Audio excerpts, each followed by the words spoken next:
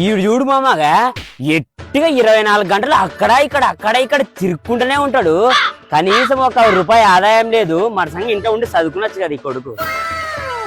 ఏమో ఎంత పనికి రాని కొడుకు ఇన్ని రోజులు చదువు అని దుడ్లాగం చేసే టైం వేస్ట్ చేసుకునే మళ్ళీ ఇప్పుడు ఏవో గవర్నమెంట్ జాబ్ లా కానీ ఇట్లా ఇంటికాడ కూర్చొని ఆన్లైన్ కోచింగ్ అనుకుంటే డబ్బులు వేస్ట్ చేసుకుంటూ కూర్చున్నాడు. ఇదే యాదో ప్రైవేట్ దాంట్లో చేసుకుంటే ఏమై లేదంటే యాదన్నా అంగిట్లో పోయి యాదో పని చేసుకుంటే దాడా నా కొడుకులకి వాన్ బాతుకుదేడా పిల్లగాడు కాల్సి ఎవడని చెప్పు చేపల పని చేస్తాడా నెమ్మ వాళ్ళ అప్పం వల్ల మర్యాద దీనికే పనికిరాని గాడిద కొడుకు.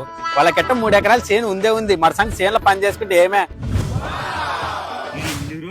గాడి చదివినట్టు చదివి ఇప్పుడు వచ్చి చేనులో పని చేసుకుంటున్నాడు.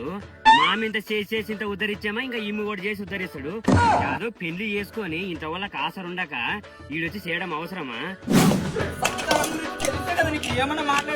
పిల్లగాడు కాల్సి 24 గంటలు పెండ్ల మూడు కొట్టుకుంటూనే ఉండేది. ఏమో గింత సన్న ఏగులలో పెళ్లిళ్ళు చేసుకుంటే పెద్ద మొగళ్ళు అక్కడ ఇప్పుడు సంసారం చేయలేక 24 గంటలు కొట్లాడతారు.